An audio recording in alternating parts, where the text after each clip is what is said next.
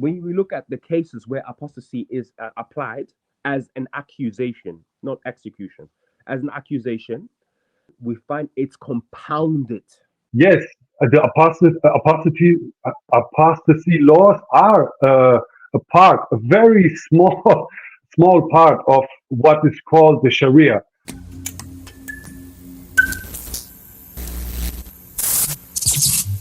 Is apostasy part of the Sharia law?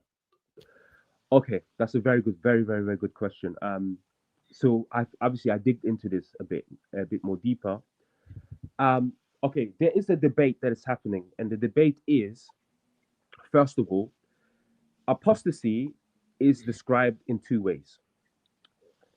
There's apostasy, rida or ridawa, which means a person who rejects the religion for his own sake, like individually, right? Who rejects the religion, he succumbs to the thoughts of doubts about the religion.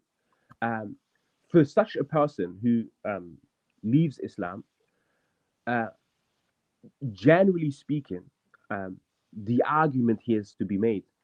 If a person, and if there's no compulsion in the religion, if a person who just really just doesn't believe anymore, how can that person be punished if God has given him the free will to do so? That's a philosophical conundrum. Yeah, that was going to be one of my questions. I was actually Yeah. talking to brother Hassan de Grizel. I was actually talking to him about that before we Mm. started the show, Yeah. and I was trying to see if I can. Um, how do you reconcile free Yeah. will Yeah. with apostasy? Yeah. I just don't see how that Yeah. can Yeah. happen. Yeah, So go ahead. what we find is that historically speaking, and there's always two things, right? There's execution of the law, the executive order of part of the government, and the legislative order of the government. Now you'll find that under the legislative order, you'll find that in legal manuals of the Hanifis and the Shafi'is that there are debates happening that are purely theoretical, meaning if such and such happens, then this must happen, this happen. But then we don't find correspondence of this in actuality, because when we look at the cases where apostasy is applied as an accusation, not execution, as an accusation, and as an accusation, we find it's compounded, meaning it's not just merely apostasy, it's apostasy, it's political what's it called, betrayal, Mm. it's something like an aggressive form against the collective well-being of a community. So the person who is charged with apostasy is not just merely in his room saying, I don't believe any longer. It's someone who joins perhaps a militia, that goes against the Islamic world and plunders or terrorizes Muslims at the borders, or joins the opposing army. Okay. So usually what happened is apostasy was compounded in that way, and then it was charged at someone. So it was never just like apostasy itself.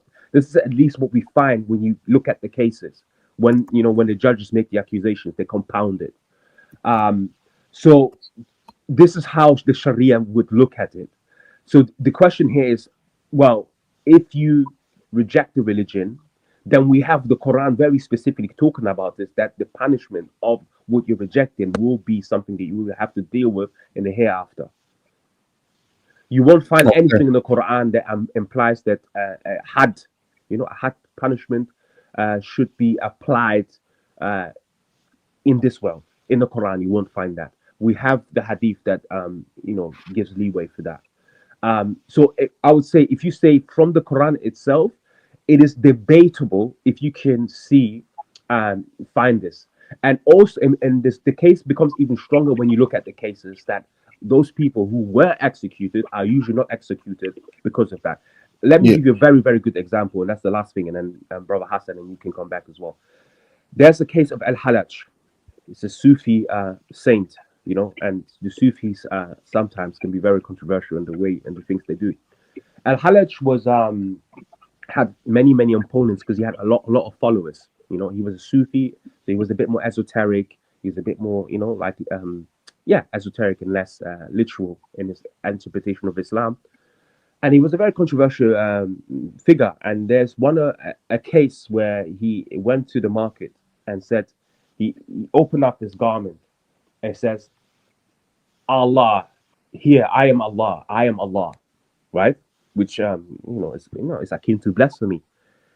He was tried by a judge, a Shafi judge of the Shafi school, and the Shafi judge was not capable of finding accusing him of total apostasy, so they weren't able to kill him because of the statement itself just gave way too much leeway for interpretation. It was not clear cut. That would be blasphemy, wouldn't it? Well, if you say I am Allah, what do you mean by it?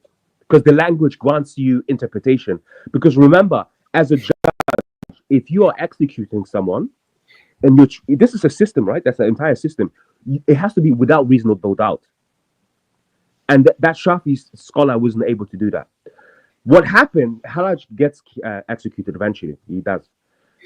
The ruler at that time, who was ruling, he had qualms with Halaj, not because of his religious openings or his religious opinions. He had an issue with Halaj because the people who were aligning themselves with Halaj were his opponents. And Halaj was influential. He's like, this guy is a problem. The people who support them are a thorn in my eyes. We need to get rid of him. And he was pushing and going to different judges until he got his judgment, and Halaj was executed via Hassan. How was Halaj killed? He was hanged, right? I thought he was crucified. Crucified, yes, yeah. So this is how cut his hands off and yeah. smearing So the blood. It was he was trying to imitate tears with the blood. It was a political execution that had more to do with the political reality of his times. Yeah. So Hassan, same question to you. Is apostasy found in the Sharia law? Is it part of the Sharia? Yeah, maybe we can first, agree on what is the Sharia, and the Muslim community cannot agree, on specific terms what really the Sharia is. In every country, in every society, Sharia means something different. And for the most non-Muslims, Sharia means capital punishment, laws about capital punishment. For example, the apostasy law. Yes, the apostasy laws are a very small part of what is called the Sharia. The Sharia normally means way to the source. Sharia means the road that the camels are going to the water station. If the camels go to the water station, this is the way to the source, and this Sharia means it's our way to the Creator. This is the real meaning of Sharia. I heard that it meant the path. The path, yes, the path to the source, yes, path to the source. And most of the Sharia is very is about purifying your own character and purifying your own life. Living according to the laws, not the governor laws, but the laws. For example, like praying and fasting and giving the charity and stuff like that. This is the biggest part of the Sharia.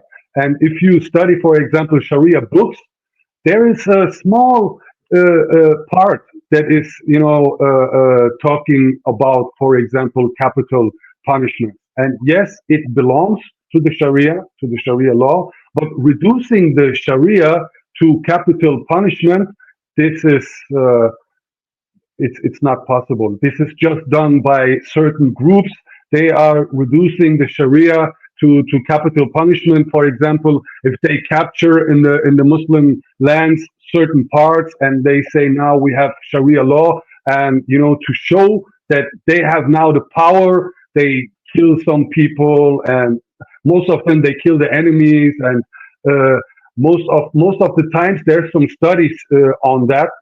How certain groups behave when they got into power, and most of the time, they act very unjustly. They act very unjustly in cases of harming the poor, and not punishing rich ones, and yeah, so on. Women most of the time got punished more than men. For example, if you see that fornication is happening, and you see just the women got punished, so how is that possible? There's always two parts, and yeah, a lot of times I feel ashamed when certain groups got into power in some Muslim majority countries, and they say that now they act according to the Sharia law. Yeah, most of the Muslims feel ashamed by that. But if to answer your question, yes, in our tradition, in our old books, of very very traditional books that we all have, also these things are debatable nowadays, and they was debatable at their time. But yes, like Dawood made so many good examples. They was debatable at that time. They are debatable nowadays, and yes, it is a part of the Sharia.